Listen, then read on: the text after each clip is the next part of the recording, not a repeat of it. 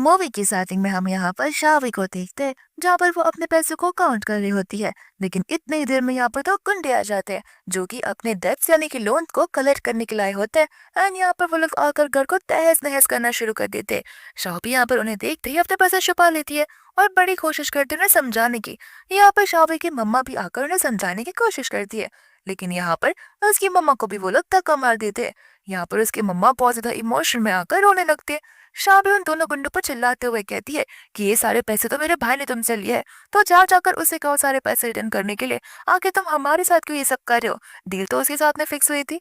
तो फिर यहाँ पर वो लोग कहने लगते हैं कि देखो, तुम्हारा ही तो भाई है ना, तो तुमसे ही पैसे कलेक्ट करेंगे हम, और वो तो भाग चुका है, तो फिर तुम्हें ही उसके पैसे को लौटाना पड़ेगा। शाह भी उन्हें समझाने की बहुत कोशिश करती है, लेकिन यहाँ पर वो गुंडे तो उसकी बातों को समझने के लिए राजी नहीं थे। फिर यहाँ पर से गुंडे शावे को लेकर अपने साथ जाने लगते हैं। लेकिन यहाँ पर जैसे वो लोग रोड के बीच में क्रॉस कर रहे होते हैं तो गाड़ी आ जाती है, वो भी एकदम लग्जरियस, जो आकर उन गुंडों को रोक लेती है। फिर इस गाड़ी के अंदर हम यहाँ पर यंग मास्टर एबी को देखते हैं, जहाँ पर एबी अपने गार्ड को इशारा करता है एंड वो गार्ड यहाँ पर उस गुंडे को पैसे देकर शावी को छुड़ा देता है। एंड यहाँ पर शाह भी को कुछ समझ नहीं आ रहा होता। साथ साथ ए भी यहाँ पर कहने लगता है, तुम वही मम्मी हो जिसे मैं ढूंढने की कोशिश कर रहा हूँ। इसके बाद हम यहाँ पर सीधा एकदम पास के सीन में चले जाते हैं, जहाँ पर हम शाबी को चांद के साथ में देखते हैं।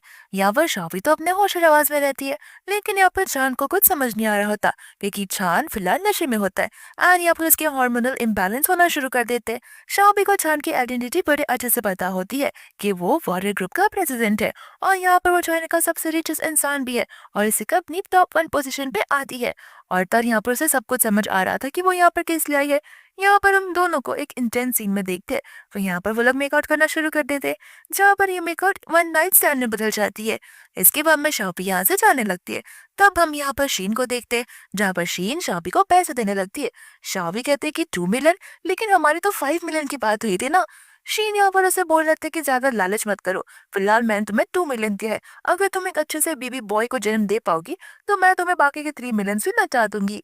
शाओ भी यहाँ से जाने लगती है, तो फिर शीन यहाँ पर उसे वॉल के अंगेज बड़े जोर से धक्का मार देती है और उसे कहने लगती है कि ज्यादा चिल्लाके करने की कोशिश मत करना। अगर तुम्हें लग रहा होगा कि तुम मुझे ब्लैकमेल करोगी और मैं तुमसे डर जाऊंगी, तो फिर ये चीज तो भूल ही जाओ, ऐसा बिल्कुल नहीं होने वाला। और अगर तुमने इनमें से कोई भी गलत काम करने का सोचा तो याद रखना, मैं बहुत फेमस हिप्नोटिस्ट को जानती हूँ जो तुम्हारे ऊपर हिप्नोटिज्म करेगा, जिस वजह से तुम अपनी याददाश्त को खो बैठोगी और आज जो कुछ भी हुआ है तुम्हें कुछ भी नहीं याद होगा। इसके बाद में यहाँ पर शीन चली जाती है चांद के पास में, जहाँ पर वह चांद के बाजू में जाकर सोने लगती है, ताकि सुबह का जब चांद उठे तो चांद को लगे कि उसके और शीन के बीच में कुछ हुआ था। फिर शीन की रिस्पॉन्सिबिलिटी लेने के लिए चांद बेटी हो जाए। फिर हम सीधा यहाँ पर 5 मंथ्स के बाद का सीन देखते हैं, जहाँ पर शाओबी को एक बेबी बॉय हुआ होता है। और तभी यहाँ पर शीन आ जाती है अपने बच्चे को वापस लेने के लिए। शाओबी इस बच्चे को देना नहीं चाहती थी, लेकिन शीन उस बच्चे को जबरदस्ती खींचकर और उसे बाकी के 3 मिलियन देकर वहां से चली जाती है।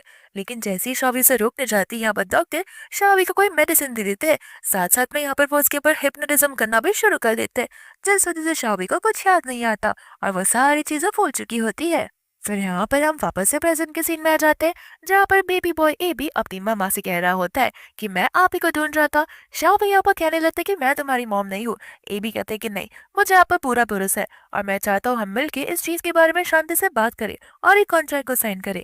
यहाँ पर शाओ कहती है कॉन्ट्रैक्ट को साइन, अगर तुम्हें लगता है कि मैं तुम्हारी फेक मामा बन सकती हूँ तो ये बिल्कुल नहीं हो सकता। लेकिन यहाँ पर शाबी को याद आता है कि इसी ने उसे गुंडों से बचाया होता है उन्हें पैसे देकर, तो भी शाबी यहाँ पर एबी के साथ में जाने के लिए रेडी हो जाती है, जहाँ पर वो लोग उसके बड़े से मेंशन में चले जाते हैं। यहाँ पर शाबी तो उस घर को देख के मेस्मराइज हो जाती है, क्योंकि उसका घर कितना ज्यादा बड़ा होता है। फिर बाद में यहाँ पर वो लोग उसे पानी पीने के लिए देते हैं। शाबी उसे पूछे कि चलो अब तुम मुझे बता सकते हो कि आखिर तुम क्यों चाहते हो कि मैं तुम्हारी मम्मा बनकर रहूं।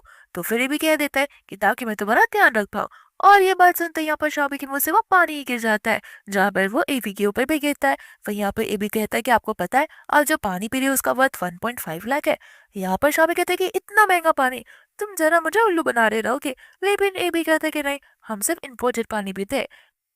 शाबी फिर खड़ी होकर एबी से कहने लगती कि देखो, तुम मुझे कितना भी एक्सपेंसिव पानी पिला दो, लेकिन मैं यहाँ पर तुम्हारी मॉम बनने के लिए रेडी नहीं रहूंगी। और उसे पूछे कि अगर तुमने मुझे क्यों चूज किया। एबी कहना था क्योंकि मैंने आपके ऊपर इन्वेस्टिगेट किया था और आप मेरी मम्मा बनने के लिए सबसे परफेक्ट कैंडिडेट हो। यहाँ पर शाबी से कहने लगती है कि लगता है तुम्हारे घर वालों ने तुम्हें बड़ों से बात करने के मैनर्स नहीं सिखाए।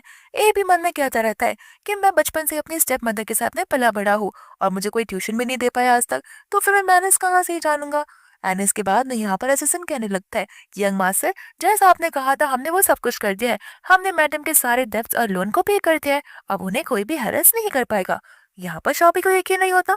फिर शॉप यहाँ पर एग्रीमेंट्स को देखने लगती है, जहाँ पर वो एग्रीमेंट्स को देखकर शॉक हो जाती है एंड कहती है कि मुझे तो तुम बच्चे लगे थे, लेकिन हो तो तुम बहुत ही ज्यादा क्लेवर। ए भी यहाँ पर बोलने लगता है कि देखिए, हम ट्राई कर सकते हैं 1 ईयर के लिए, हम 1 ईयर का कॉन्ट्रैक्ट बनाएंगे जहाँ पर 1 ईयर तक मेरी मम्मा बनकर जाओगी। लेकिन अगर आपको वो 1 ईयर के बाद में मेरी मम्मा बनने को नहीं अच्छा लगा तो फिर आप मुझे रिजेक्ट कर सकती हो। उसके बाद में मैं आपके साथ जबरदस्ती भी नहीं करूंगा। शाह भी सोचने लगती कि ठीक है, देखो तुमने मेरे सारे डेब्ट्स और लोन पे की है, इसलिए मैं यहाँ पर तुम्हारी बात मानने के लिए रेडी हूँ। लेकिन हाँ, मेरी एक शर्त है कि मैं यहाँ पर तुम्हारी मम्मा बनी हूँ और मैं तुम्हारी देखभाल करूंगी। लेकिन इसका मतलब ये नहीं कि तुम मेरे साथ मिसबिहेव या बदतमीजी करोगे। अगर ऐसा कुछ भी हुआ तो मैं इस कॉन्ट्रैक्ट को कभी भी खत्म कर सकती हूँ। एंड ए भी यहाँ पर राजी हो जाता है, जहाँ पर शाह भी उसे साइन कर देती है। यहाँ पर ए भी उसे पानी देते हुए कंग्रेचुलेट करने लगता है। शाह भी वापस से पानी को देख के सोचने लगती है कि 1.5 लाख के पानी में और 10 रुपए की बोतल के पानी में कोई फर्क नहीं लगता मुझे। एंड यहाँ पर वो इस पानी को पी लेती है, जहाँ पर वो उस पानी को पीते ही उसे चक्कर आ जाता है एंड वो कुशन पर गिर जाती है। एंड यहाँ पर शरारती ए भी हंसने लग जाता है। इसके बाद में यहाँ पर शाह भी होती है एक रूम के अंदर, जहाँ पर उसे कम्फी सा पिलो मिलता है, लेकिन वो असल में पिलो नहीं होता, वो तो होता है चांद के मसल्स, जहाँ पर वो उसके मसल्स को बड़े अच्छे से फील किए जा रही थी। इसके बाद में यहाँ पर धीरे धीरे उसकी आंखें खुलती जाती है, जहाँ पर वो अपने सामने चांद को पाती है। एंड यहाँ पर उसे देखते ही वो उसके फेस को देखकर बहुत ज्यादा खुश हो जाती है, क्योंकि चांद इतना हैंडसम जो दिखता है। एंड यहाँ पर वो उसके फेस की तारीफ करने लगती है। लेकिन यहाँ पर जैसे वो उसे वापस टच करने जा रही थी, इस बार चांद उसका हाथ पकड़ लेता है। शाह भी कहते कि इतनी हिम्मत, तुमने मेरा हाथ पकड़ा, रुको मैं अभी तुम्हें बताती हूँ। एंड यहाँ पर वो उसके ऊपर चढ़ जाती है और कहने लगती है कि देखो, ये मेरा सपना है और जो मेरे मन में आएगा मैं वो करूंगी। मेरे सपने में सिर्फ और सिर्फ मैं ही क्वीन हूँ। शाह भी तो यहाँ पर बड़े मजे से सपना देख रही होती है। फिर यहाँ पर वो उसे गालों को टच कर बोलने लगती है कि देखो, तुम हैंडसम तो हो और तुम्हारे मसल्स भी इतने अच्छे हैं, तो फिर मैं तुम्हें 99 पॉइंट देना चाहूंगी। 1 पॉइंट इसलिए कम कर रही हो क्योंकि तुम मेरे सपने में आकर दखलंदाजी कर रही हो और मुझ पर ही हुक्म चला रहे हो। फिर इसके बाद में यहाँ पर चारों से धक्का दे देता है। शाह भी कहती कि यार, मैं रियल लाइफ में भी बुली हुआ करती हूँ और अब मेरे ही सपने में मुझे ही कोई आकर बुली कर रहा है। लेकिन यहाँ पर जैसे ही अपने फेस को टच करती है, उसे कुछ रियलाइज होने लगता है कि ये सपना नहीं बल्कि एक रियलिटी है। एंड यहाँ पर शाह भी उठकर उसे चिल्लाने लगती है एंड कहते हैं कि तुम्हारी हिम्मत कैसे हुई मेरे बेड पर आने की और मेरे क्लोज इतना सोने की। शाह से कहते हैं कि तुम्हारा बेड, मेरे बेड पर आ रही हो और मुझे चिल्ला रही हो। शाह भी यहाँ से जाने लगती है, लेकिन शान उससे रोकता और कहने लगता है कि तुम्हें क्या लगता है कि तुम मेरे बेड पर ऐसे सोई रहोगे तो फिर मैं क्या तुम्हें अपनी वुमेन बना लूंगा। एंड यहाँ पर वो दोनों बहुत क्लोज होते हैं, जहाँ पर शाह भी उससे धक्का दे देती है और कहते हैं कि तुम्हें लगता है कि मैं तुम्हारे अगेंस्ट लौट कर रही हूँ, मुझे तो लगता है कि तुम्हारी ये कोई साजिश होगी। यहाँ पर अचानक से बोलने लगता है कि मेरी साजिश, मेरा रूम, मेरा बेड, तुम यहाँ पर आई हो, मुझे तुम्हें यहाँ पर कहना चाहिए और तुम्हें बाहर धक्के मारकर निकालना चाहिए और तुम मुझे यहाँ पर कह रही हो। जरा तुम्हारे पास कोई प्रूफ है कि तुम्हारा रूम है। शाह भी यहाँ पर सोचने लगता है कि बात तो सही कह रहा है, क्योंकि ये ना ही मेरा रूम है और ना ही मेरा बेड है, तो आके मैं यहाँ पर आई कैसे। तो फिर यहाँ पर चारों से कह देता है कि देखो, मुझ पर इल्जाम लगाना बंद करो, मैं तो तुम्हें जानता भी नहीं हूँ। अच्छा, तो मुझे लगता है कि तुम पैसे के लिए ये सब कर रही हो। एंड यहाँ पर वो से पूछता है कि चलो मुझे बताओ कि तुम्हें कितने पैसे चाहिए। शाम यहाँ पर सब बोलने लगती है कि बस करो, पैसे का घमंड मुझे मत दिखाओ, मेरे पास भी बहुत पैसे हैं। एंड यहाँ पर वो उठकर अपने पर्स में से पैसे निकालती है, जिसमें होते हैं 1000 रुपीज एंड कहती है कि देखो, मेरे पास ये पैसे मैं तुम्हें देना चाहती हूँ, क्योंकि क्या है, लगता है कल रात को तुम्हारा कुछ ज्यादा ही लॉस हो गया होगा। चांद को यहाँ पर गुस्सा आ जाता है, वो शॉपी से कहने लगता है कि 1000, तुम्हें क्या मेरा वर्थ 1000 लगता है। शॉपी कहती है कि हाँ, भले तुम्हारा फेस और मसल्स अच्छे हो, लेकिन तुम्हारी जो पर्सनालिटी है तो वो तो 1000 से भी कम वर्थ की है, लेकिन फिर भी मैं तुम्हें 1000 दे रही हूँ। और इतना बोलकर वो वहां से जाने लगती है, जहाँ पर चांद उसे रोकता है। शॉपी कहते हैं कि अब क्या तुम्हें और पैसा चाहिए। चांद कहते हैं कि मैं पैसों के लिए तुम्हें नहीं रोक रहा हूँ, तुमने यहाँ पर आकर मेरे इंसल्ट की है। इतने में यहाँ पर हम देखते हैं एबी को, जहाँ पर एबी अपने मामा डाडा को गुड मॉर्निंग कहता है। तो फिर शाबे से बोलते कि आखिर क्या चल रहा है और तुम मुझे यहाँ पर रूम में क्यों लेकर आ गए। साथ साथ यहाँ पर उसका डैडी छान ने बोलने लगता है कि मुझे अभी के भी एक्सप्रेशन चाहिए कि आखिर यहाँ पर हो क्या रहा है। तो फिर एबी यहाँ पर कहने लगता है कि मम्मा, आपने कल रात तो कुछ ज्यादा ही ड्रिंक कर लिया था, जिस वजह से मैं आपको इस रूम में लेकर आ गया। यहाँ पर शावी बोलते कि ड्रिंक कर लिया था, लेकिन मुझे तो अच्छे से याद है तुमने जो मिनरल वाटर दिया था 1.5 लाख का, उसका सिर्फ 2 से 3 सिप मैंने मारा होगा और तुम्हें लगता पानी पीकर मैं ड्रंक हो जाऊंगी। तो ये भी कहता है कि हाँ, यही तो हुआ है असल में। यहाँ पर बाद में चांद बोलता है, लेकिन तुमने हम दोनों को सेम बेड पर क्यों डाला? तो ये भी बोलने लगता है कि आप मेरे दादा हो और ये मेरी मम्मा है। तो फिर असल में मम्मा और दादा तो साथ में ही सोया करते हैं ना, इसलिए मैंने आपको एक ही बेड पर रखा है। यहाँ पर चांद तो शॉक हो जाता है और वो एबी को बाहर लेकर चला जाता है बात करने के लिए, और वो उसे पूछता है कि तुमने ये क्या कर दिया।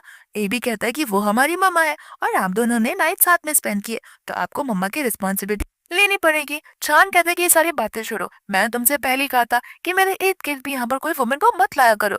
तो फिर ये भी कहता है कि दादा, वो बहुत अच्छी मम्मा है और वो मेरी मम्मा है, और रही बात वो आंटी की, तो वो बहुत बुरी इंसान है, मुझे वो बिल्कुल भी पसंद नहीं। यहाँ पर चांद को गुस्सा आता है, तो वो एबी के ऊपर हाथ उठा नहीं पा रहा था कि इतने ही टाइम में शाव आकर उसका हाथ पकड़ लेती है। एंड यहाँ पर एबी रोते-रोते नाटक करता है कि मम्मा देखो ना, दादा मुझे मारने की कोशिश कर रहे हैं। यहाँ पर शाव भी कह देती है कि तुम कितने क्रूअल इंसान हो, एक छोटे से बच्चे के ऊपर हाथ उठा रहे हो, तुम्हें शर्म नहीं आती। तो फिर यहाँ पर चांद कहने लगता है कि तुम हमारे बीच में ना बोलो तो ठीक रहेगा। शाह भी कहती है जो तुम कर रहे हो वो इलीगल काम है, बच्चों को इस तरह से मारा नहीं जाता है। फिर यहाँ पर चांद शाबी को बड़े ध्यान से देखने लगता है, जहाँ पर शाबी के ईयर्स के नीचे एक तिल होता है, और उसे हमें यहाँ पर फिर पास का सीन दिखाया जाता है, जहाँ पर चांद और तौशा भी एक साथ मेकआउट कर रहे होते हैं। लेकिन यहाँ पर चांद को वो बात याद आती नहीं है, एंड चांद यहाँ पर सोचने लगता है कि न जाने मुझे ये क्यों देखी देखी से लग रही है। वो उसे करीब जाता तो है वो मार्क को देखने के लिए, लेकिन यहाँ पर शाबी उसे अपने आप से दूर कर देती है। यहाँ पर मैं चांद एमी से कहता है कि ठीक है, जब तक तुम्हारी मम्मा नहीं आती तब तक ये यहाँ पर रह सकती है, लेकिन जैसे तुम्हारी मॉम आ जाएगी यहाँ पर से उसे जाना पड़ेगा। इतना बोलकर वो वहां से चला जाता है। शाह भी यहाँ पर एबी से कहने लगती है कि देखो, तुम्हारे dad head of the family है और मुझे नहीं लगता कि उन्हें मैं पसंद आ रही हूँ, तो मुझे यहाँ से जाना चाहिए। और तुमने मुझे बताया कि नहीं कि तुम्हारी मम्मा पहले से ही है, ये तो बड़ी गलत बात हो गई। तो फिर यहाँ पर एबी उसे बताने लगता है कि नहीं, वो मेरी रियल मम्मा नहीं है, वो मेरी स्टेप मदर है, और अगर ऐसे देखा जाए तो मुझे वो बिल्कुल पसंद नहीं है। फिर यहाँ पर शॉपी सोचने लग जाती है कि जो कुछ भी हो, लेकिन वो तो तुम्हारी मम्मा है ना, और ना तुम्हारे डैड भी अप्रिशिएट करते हैं उसे, मुझे ऐसा लगता है। तो फिर ये भी कहता है कि ऐसी बात नहीं है, और हाँ, अगर आप यहाँ से चाह रही हो, इसका मतलब है कि आप कॉन्ट्रैक्ट को खत्म कर रही हो, तो फिर कॉन्ट्रैक्ट के अकॉर्डिंग आपको मुझे 5 मिलियन देने होंगे। शाह भी यहाँ पर प्राइस सुनकर शॉक हो जाती है एंड कहती है कि ये कब हुआ। तो फिर वो कहते हैं कि ये तो कॉन्ट्रैक्ट में लिखा हुआ था, लगता है आपने कुछ पढ़ा ही नहीं है और खाली मेरी बातों को सुनकर साइन कर दिया है। फिर यहाँ पर शाह भी कहते हैं कि मैं तो जाने के बाद से मजाक कर रही हूँ, मैं कहा तुम्हें छोड़कर जाने वाली हूँ। अरे बात तुम्हारे डैड की, तो जब तक तुम्हारी स्टेप मॉम नहीं आती तब तक मैं तुम्हारे डैड को मनाने की कोशिश करती हूँ। फिर बाद में यहाँ पर शॉपी का कुछ अर्जेंट काम आ जाता है, तो फिर वो एबी से कहने लगता है कि देखो, मुझे कुछ इंपॉर्टेंट काम आ गया है, लेकिन मैं बहुत जल्दी घर आ जाऊंगी। इतना बोलकर वो चली जाती है। इसके बाद में यहाँ पर छान नीचे आता है, जो एबी से कहने लगता है कि तुम्हें याद है ना मैंने तुमसे क्या कहा है, जैसी तुम्हारी मॉम आएंगी वैसे मैं यहाँ पर इस घर से निकलवा दूंगा, तो बेहतर होगा कि अगर खुद ब खुद यहाँ से चली जाए तो। ये भी कहते हैं कि हाँ मुझे याद है, लेकिन दादा, मम्मा यहाँ पर अपना बैग भूल गई है, तो क्या प्लीज आकर उन्हें उनका बैग दे देंगे। तो फिर यहाँ पर प्रेसिडेंट यानी कि छान बोलने लगता है कि मैं प्रेसिडेंट हूँ, मैं आखिर छोटे मोटे काम जाकर की करूँ। दूसरा यहाँ पर शॉपिंग चली जाती है शोरूम के अंदर, जहाँ पर वो क्लीनिंग करने का काम शुरू कर देती, एंड यहाँ पर शॉपिंग करने के लिए शोरूम में उसकी क्लासमेट्स आई होती है। तो फिर यहाँ पर डेजी बोलने लगती है कि जरा देखो तो यहाँ पर साफ सफाई का काम कौन कर रहा है। शॉपी, जो कि हमारी क्लासमेट हुआ करती थी। साथ साथ यहाँ पर मियाँ भी होती है, जहाँ पर जो डेजी थी वो शॉपी का उल्टा सीधा बोलने लगती है, लेकिन यहाँ पर शॉपी उसकी बातों को सुनकर नहीं लेती, बल्कि उसे भी वो मजा चखा देती है। दूसरा यहाँ पर प्रेसिडेंट यानी कि चांद को देखते हैं, जो कि उसका पर्स देने के लिए आ गया होता है। मैनेजर यहाँ पर से बोले जाते हैं कि प्रेसिडेंट आप यहाँ पर क्या कर रहे हैं। तो फिर यहाँ पर वो वहाँ के झगड़े को देख रहा होता है।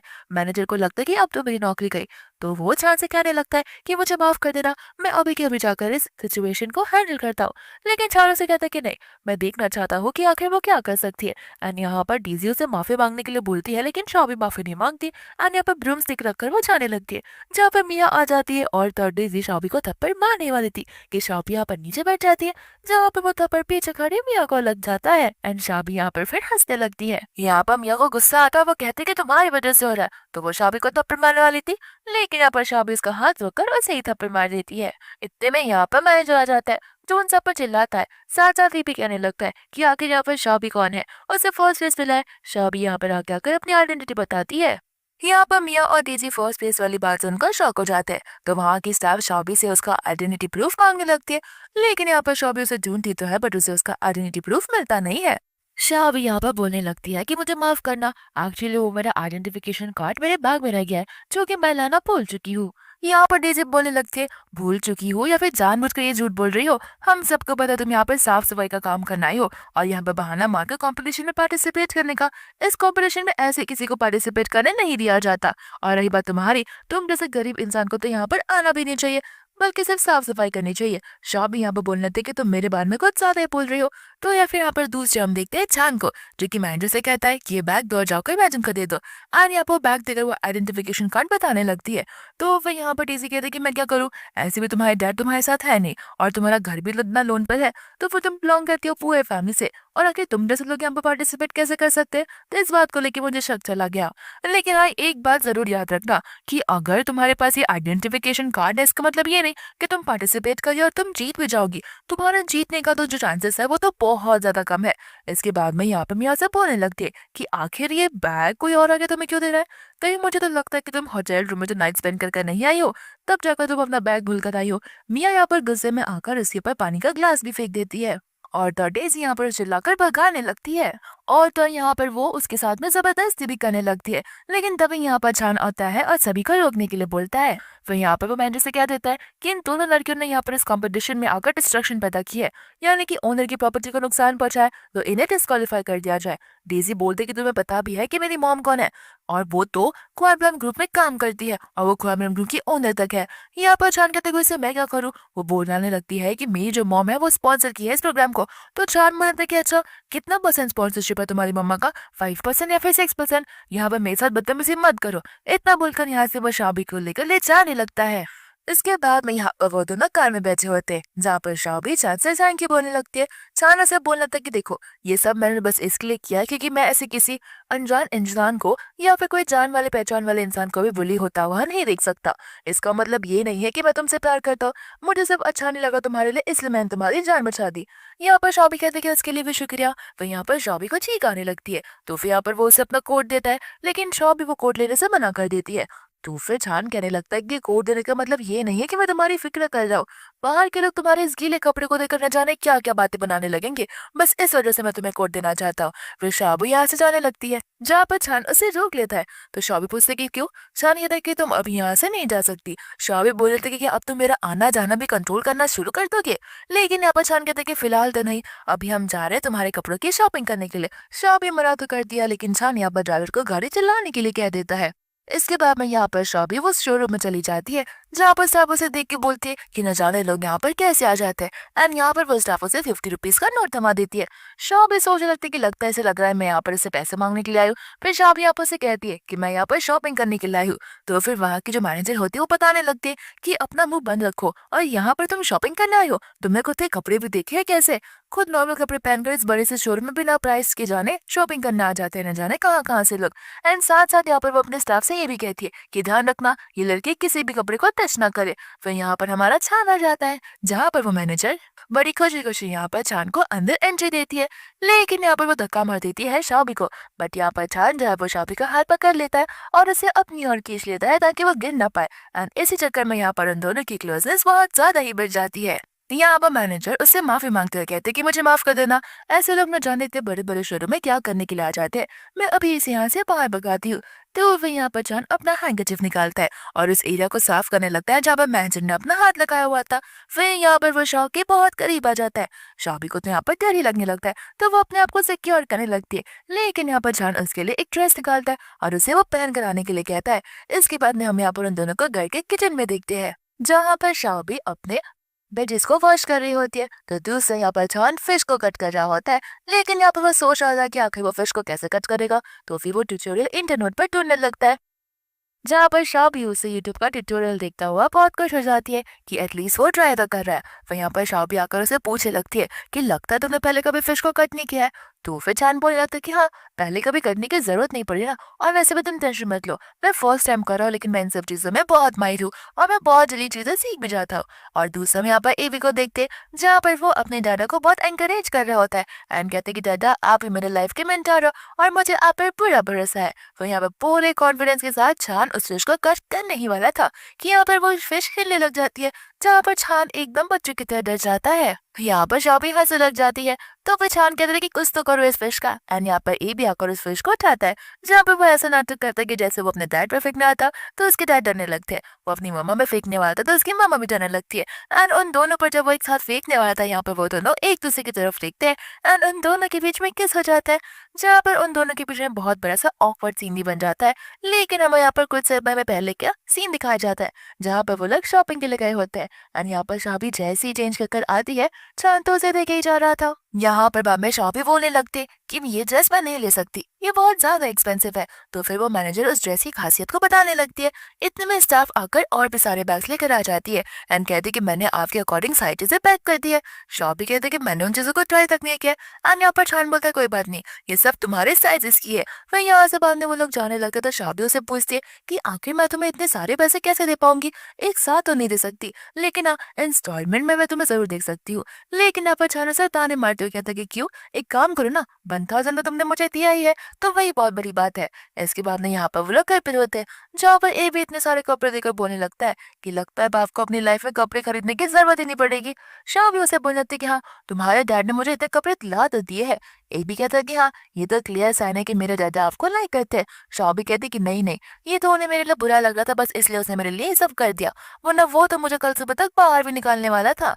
इतने में यहाँ पर इसके डैड आ जाते हैं, जहाँ पर कहते हैं कि चलो हम बाहर खाना खा कर आते हैं। लेकिन यहाँ पर ए भी था जो इंसिस्ट कर रहा था कि दादा हम पूरी फैमिली घर पर है, तो क्यों ना हम लोग घर पर ही कुछ बना ले।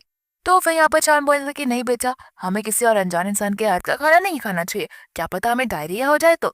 शाह भी यहाँ पर उसे कह रहे थे कि डायरिया, और वो भी मेरे खाने से। अगर तुम्हें पता नहीं है तो मैं तुम्हें बताना चाहती हूँ कि मैं बहुत अच्छा खाना बना लेती हूँ। तो फिर चांद कहता है कि हाँ इंसानों के लिए बनाती हो या फिर जानवरों के लिए बनाती हो।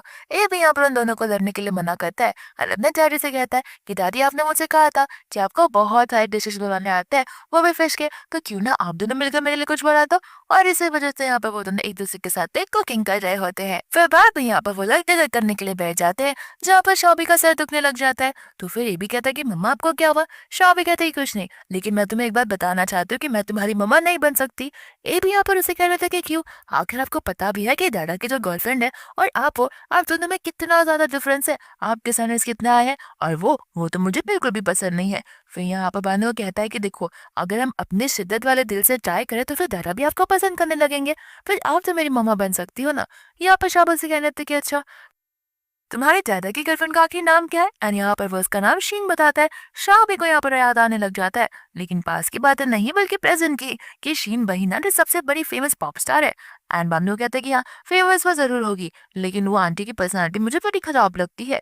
फिर इसके बाद में यहाँ पर वो उसे कहने लगता है कि मुझे तो लगता है कि दादा को जो चश्मा है ना नंबर बढ़ चुका है, इस वजह से उन्हें ढंग से नजर नहीं आ रहा है। शाहबी कहते हैं कि नहीं नहीं, मुझे तो लगता है कि वो शीन को चश्मा होगा, जिस वजह से उसने तुम्हारे दादा को चूज कर लिया है, वो भी बिना चश्मा पहने के। इतने में यहाँ हवा में छान आ जाता है। यहाँ पर छान उन्हें पूछने लगता है कि ए भी क्या ये खाना इतना डिलीशियस है जो तुम इतना फटाफट खाए जा रहे हो। ए भी कहते हैं कि हाँ ये तो बहुत ज्यादा डिलीशियस है, होटल से भी ज्यादा। छान यहाँ पर कहता है कि हाँ हाँ मैं तुम्हारी बात को समझ सकता हूँ। ए भी यहाँ पर अपने दादी को वो खाने के लिए कहता है, लेकिन छान बोलता है कि नहीं नहीं, मैं तो ऑर्डिनरी और सिंपल फूड नहीं खाता हूँ, मैं सिर्फ और सिर्फ 5 स्टार होटल से खाने खाता हूँ। यहाँ पर बाद में उसके पेट में गुड़ होने लगता है, यानी कि उसके पेट में चूहे दौड़ने लगते हैं। तो यहाँ पर वो खाने के लिए बैठ जाता है, लेकिन चाव से रोक देती है। अब पूछते कि क्यों, तुम तो 5 स्टार होटल से खाया करते हो। तो फिर अब्बे कहते कि मैं क्यों नहीं खा सकता, ये फिश मैंने लाया है तो मैं भी डिजर्व करता हूँ इस फिश को खाने के लिए। शाह भी कहती कि ठीक है खा लो, अब जगह ना बंद भी करो। इतने में यहाँ पर वो विलेन शीन आ जाती है, जहाँ पर शीन का नाम सुनते ही शाह भी नर्वस होने लग जाती है और अपनी मुंडी नीचे कर देती है। चांद यहाँ पर शीन से पूछने लगता है कि आखिर तुम यहाँ पर क्या कर रही हो, तुम्हारी तो शूटिंग चल रही थी ना। शीन कहती कि हाँ लेकिन वो क्या है ना, मैं तुम्हें कुछ ज्यादा ही मिस कर रही थी, तो मैं सोचा कि क्यों ना मैं तुमसे और एबी से मिलने चली जाऊँ। तो फिर यहाँ पर चांद से कहने लगता है कि ठीक है तुम बड़ा अच्छे वक्त पर आई हो, तुम बैठ कर यहाँ पर डिनर कर सकती हो। शीन कहने लगता है कि डिनर तो मैं कर लूंगी, लेकिन यहाँ पे ये जो लड़की बैठी है वो कौन है। तो फिर चांद कहने लगता कि कोई नहीं, वो तो बस नानी है जिसे मैंने अपॉइंट किया है। तो एबी चिल्ला कर बोलना था कि नानी वो मेरी मम्मा है। तो फिर यहाँ पर शीन बोलते कि नहीं बेटा मैं तुम्हारी मम्मा हूँ। ए भी कहता कि नहीं आप तो मेरी मम्मा हो ही नहीं सकती, क्योंकि आपने कभी मुझे प्यार ही नहीं किया। और यहाँ से वो गुस्सा होकर चला जाता है। जहाँ पर शाओबी भी उसके पीछे पीछे चली जाती है। इसके बाद में यहाँ पर शीन बोलने लगती है कि चान को कि ये सब कुछ मेरी वजह से हो रहा है और ये सारी की सारी गलती मेरी है। काम की वजह से मैं एबी पर ध्यान नहीं दे पा रही हूँ, इस वजह से ये सब हो रहा है। तो फिर बाद में चान बोलता है कि कोई बात नहीं, इसमें तुम्हें खुद को ब्लेम करने की कोई जरूरत नहीं है। शाह पर शीन बोलने लगती है कि क्यों ना तुम यहाँ पर उस नानी को निकाल दो, तो मैं वादा करती हूँ कि मैं यहाँ पर उसके साथ रह पाऊंगी। तो फिर बाद में छान कहने लगी देखो, तुम्हें क्यों लगता है कि मैंने पहले कोशिश नहीं की होगी? मैंने यहाँ पर उसे निकालने की बड़ी कोशिश की, लेकिन एबी को वो बहुत पसंद है और तर उन दोनों की जोड़ी भी जमती है और वो लोग अब एक दूसरे से क्लोज होते जा रहे हैं। तो फिर अगर मैं अभी के अभी यहाँ पर उसे निकाल दूंगा तो एबी बहुत ही ज्यादा नाराज हो जाएगा। शेन यहाँ पर उसे कहने लगती है कि ठीक है, जरा तुम्हें ठीक लगे। तो यहाँ पर वो बोलती है कि देखो, मैं बस इतना चाहती हूँ कि आज रात को हम एक नाइट स्पेंड कर पाए। लेकिन छान यहाँ पर उसे माफी मांगते हुए कहता है कि मुझे माफ कर देना, एक्चुअली मैं कफे में कुछ ज्यादा ही काम चल रहा है, तो फिर डिनर करने के बाद मैं तो बस सीधा वहीं पर जाने वाला था। इतना बोलकर वो जाने लगता है। जब शीन खड़ी होकर इस पे गुस्सा करके बोलने लगते हैं कि आखिर 6 साल हो गए हम दोनों एक दूसरे को जानते, लेकिन आज तक तुम मुझे कोई टैग नहीं दे पाए हो। आखिर मैं तुम्हारी लगती भी कौन हूँ? छान यहाँ पर बोल देते थे कि देखो, मैं तुम्हारे साथ शादी करने के लिए रेडी था, लेकिन मेरी मॉम ने तुम्हें डिसअप्रूव कर दिया। अगर तुम मॉम का दिल जीत लोगे और मेरी मॉम अग्री कर लेंगी तो मैं तुम्हारे साथ शादी करने के लिए रेडी हो जाऊंगा। इतना बोलकर वो वहां से चला जाता है, जहाँ पर शीन को बहुत ज्यादा ही गुस्सा आने लगता है।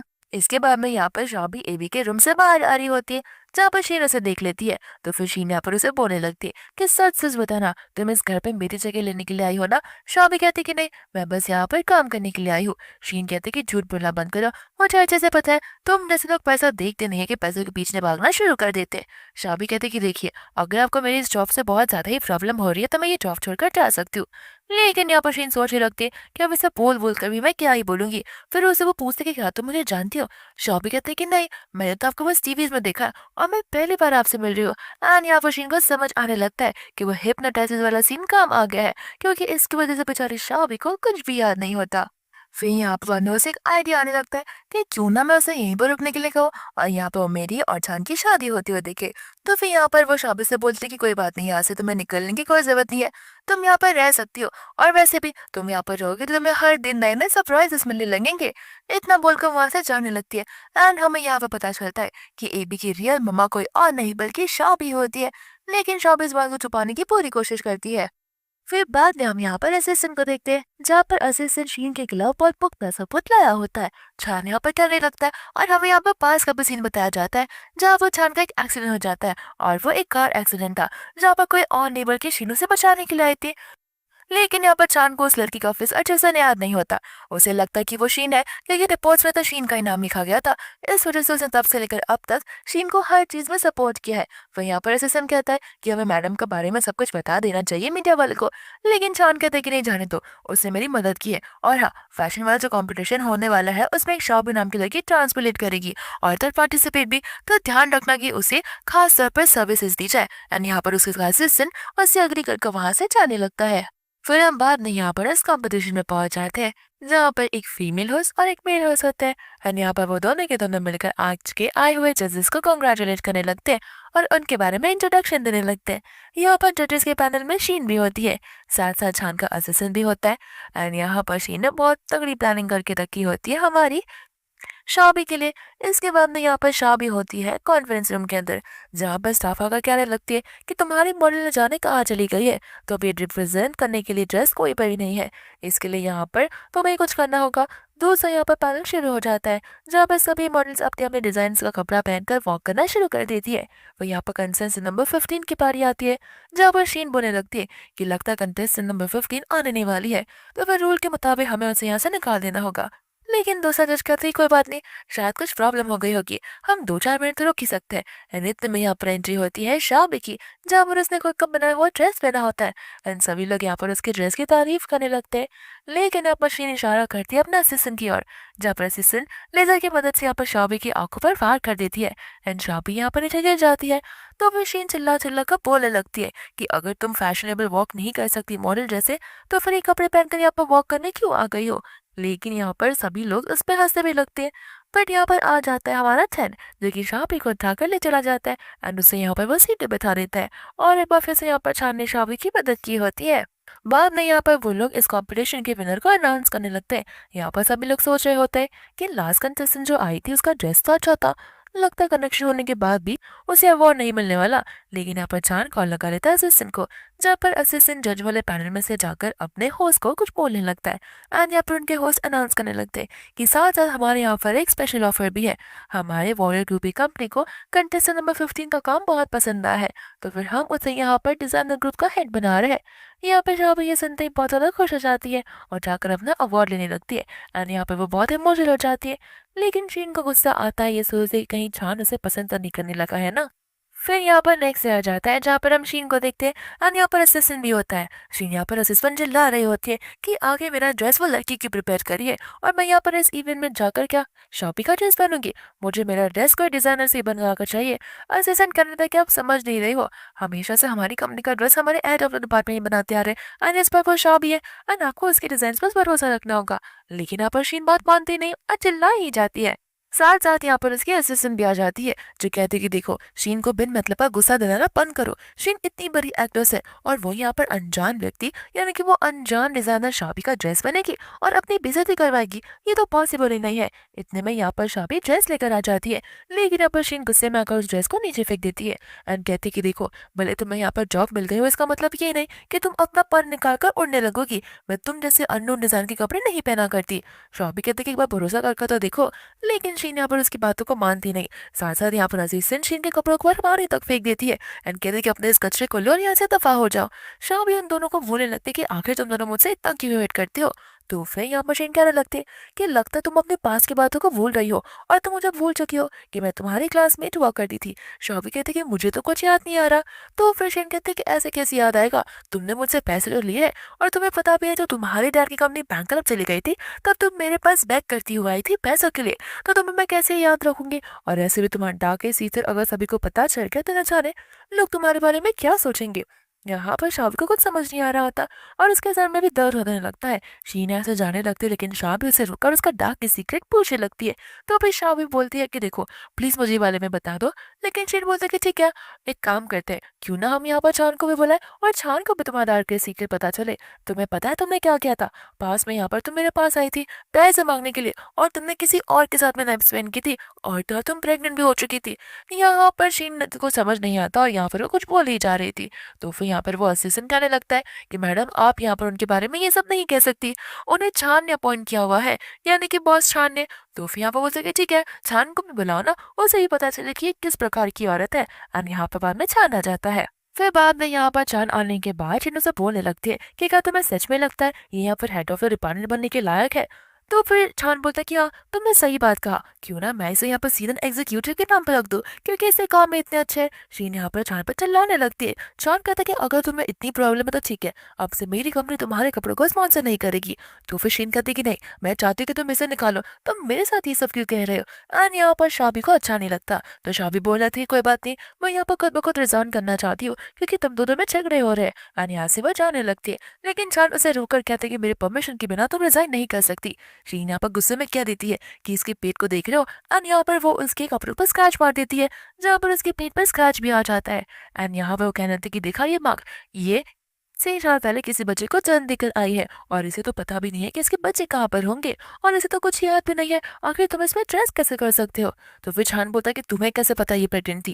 एंड यहाँ पर शीनो से बताने लगती है क्योंकि मैं इसके क्लासमेट हूँ और ये आकर मुझसे पैसे मांगने लगी थी और मुझे इसके बारे में सब कुछ पता है। छान यहाँ पर शीन पर गुस्सा करने लगता है और बोलता है कि देखो अब तुम्हारा और ये जो रिलेशन है वो यहीं पर खत्म होता है। शीन कहते हैं कि मुझसे रिलेशन खत्म करना यानी कि मेरे बेटे के साथ भी रिलेशन खत्म करना, मैं अपने बेटे को लेकर जा रही हूँ। इतना बोलकर वहां से चली जाती है जहाँ पर सान अच्छे सुन के कहता है कि ध्यान रखना कि वो यहाँ पर एवी को लेकर कहीं पर भी ना जाए। इसके बाद में यहाँ पर वो शाबी के उस पद्मा को देख लेता है जहाँ पर उसे कानों के नीचे तिल होता है। तो वो उससे पूछता है कि क्या तुम्हें सचमुच नहीं याद है पहले क्या हुआ था और ये सब कब से होने लगा। शाबी कहते कि मुझे 6 साल पहले जो कुछ भी हुआ था इसके बारे में कुछ याद नहीं है। और रही बात मेरे पेट पे उस बर्थ मार्क यानी कि वो स्कैर वाला मार्क, वो तो मेरी बाईपास सर्जरी हुई थी इस वजह से आया था, ऐसा मेरी मॉम ने मुझे बताया था।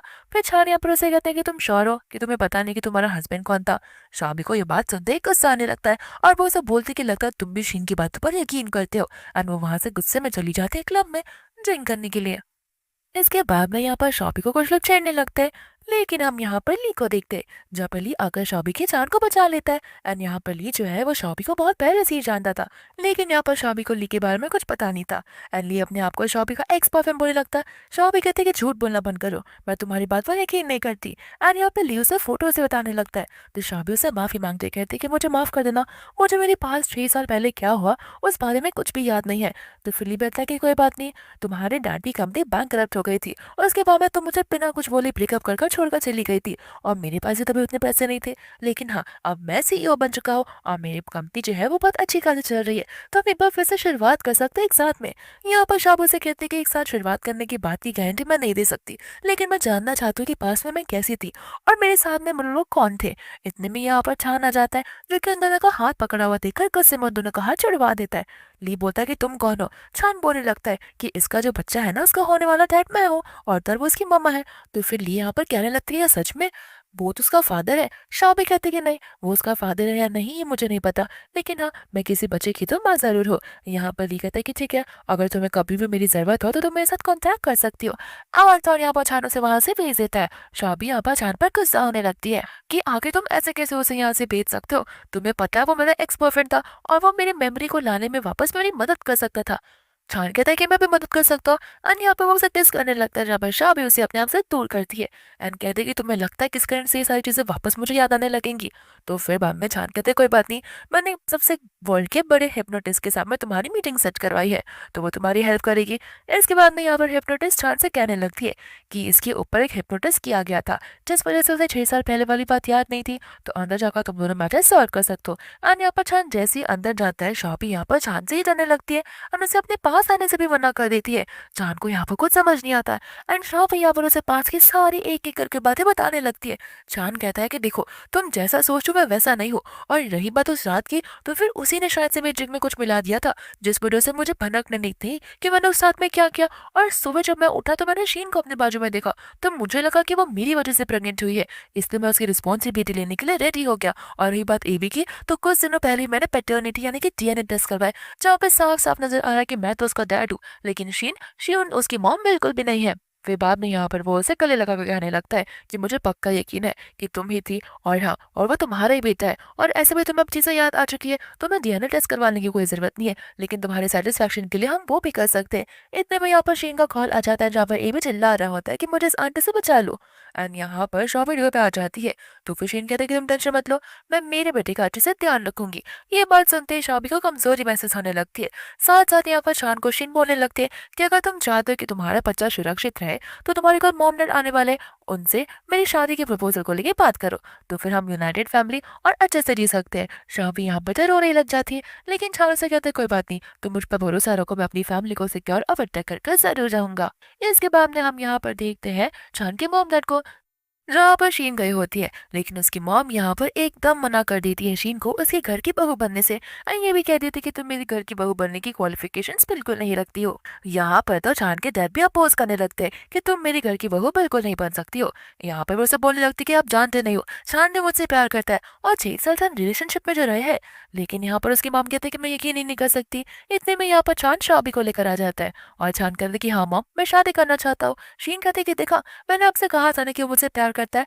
लेकिन शॉन यहाँ पर कहता है कि मैं शीन से नहीं, शाओबी से शादी करना चाहता हूँ। उसकी मॉम और डैड यहाँ पर शॉबी के लिए भी मना कर देते, क्योंकि शॉबी एक ऑर्डिनरी वुमेन होती है। लेकिन शॉन उन्हें समझाता है कि शॉबी जो है वो मेरे बेटे की रियल मम्मा है, यानी कि बायोलॉजिकल मम्मा। शीन कहती है कि झूठ बोलना बंद करो, मैं उसके रियल मम्मा हूँ, तुम शॉबी को जानते नहीं हो, वो पैसे से बहुत प्यार करती है और वो कोई भी झूठ बोल सकती है। तो फिर छान कहते हैं कि मैंने डीएनए रिजल्ट निकलवा लिए थे और रिपोर्ट सामने आ गए थे। शीन कहते हैं कि मैं भी कल गई थी डीएनए रिजल्ट निकलवाने के लिए, मुझे पता चला था कि शॉबी ने उसे एक्सचेंज कर लिए थे। मैंने आज ही न्यू रिजल्ट्स मंगवाए हैं, देखना बहुत जल्दी आ जाएंगे। और यहाँ पर असिस्टेंट आकर रिजल्ट्स बताने लगता है, जहाँ पे वो रिजल्ट्स जो है वो शीन के अगेंस्ट नहीं होता बल्कि शॉबी के अगेंस्ट होता है। और यहाँ पर शीन एबी की ही मम्मा होती है। बाद में वो रिपोर्ट उन सभी लोगों को बताने लगती है। तो उस समय यहाँ पर एबी को देखते हैं जो कि कार में बैठा था और यहाँ पर शीन के असिस्टेंट बड़े से म्यूजिक सुन रही थी। तो फिर यहाँ पर कैसे तो करके एबी भागने की कोशिश करता है। इसके बाद में यहाँ पर उन दोनों को एबी के चिल्लाने की आवाज आ जाती है। तो वो सभी लोग पार्किंग लॉट में चले जाते हैं। शाबी यहाँ पर एबी को कैच तो कर लेती है, लेकिन यहाँ पर शीन आकर उसे धक्का मार देती है और कहते हैं कि मेरे बेटे से दूर जाओ, और उसे लेकर जाने लगती है। लेकिन सामने से एक कार आकर एबी को और शीन को धक्का मारने वाली थी। शीन अपने आप को बचाने के लिए वहां से भाग जाती है, लेकिन एबी को वहीं छोड़ देती है। बट वहां पर शाबी फटाक से आकर एबी की जान को बचा लेती है। एंड तभी वहां पर चांद भी आ जाता है जो उन्हें प्रोटेक्ट करने लगता है। फिर यहाँ पर शीन को गुस्सा आ जाता है और वो कहते हैं कि मेरे बेटे को छोड़ो, उसे मेरे हवाले कर दो। लेकिन यहाँ पर आंटी यानी कि चांद की मॉम कहने लगती है कि नहीं, ये बेटा तुम्हारा नहीं हो सकता, मुझे पूरा यकीन है और डीएनए टेस्ट करवाने की भी कोई जरूरत नहीं है कि एबी की अगर कोई मॉम है तो वो भी सिर्फ और सिर्फ शाबी है। क्योंकि आखिर कौन सी मॉम होगी इस दुनिया में जो अपने बेटे को डेंजर में डालकर खुद की जान बचाना चाहेगी।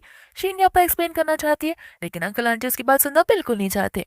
वहीं यहाँ पे एबी उन्हें फोन की रिकॉर्डिंग बताने लगता है, जहाँ पर हम ली को देखते हैं जो कि उस क्लब में आया था। एंड यहाँ पर ली ने ही डीएनए रिजल्ट को एक्सचेंज किया होता है जानबूझकर, जिस वजह से ये सब हुआ था। एंड यहाँ पे ये सारी चीजें देखकर अंकल आंटी बहुत गुस्से में आ जाते हैं, साथ साथ छान भी। एंड यहाँ पर गार्ड शीन को लेकर वहां से हमेशा हमेशा के लिए जेल में लेकर चले जाते हैं। फिर यहाँ पर आंटी और अंकल शाबू से माफी मांगते हैं एंड कहते हैं कि माफ कर देना, हमें तुमने एक ऑर्डिनरी लड़की समझा, लेकिन हम ये भूल गए थे कि तुम कितनी प्योरेस्ट लड़की हो और कितनी काइंड हार्टेड हो। हमें तुम्हारी जैसी बहू का इंतजार था।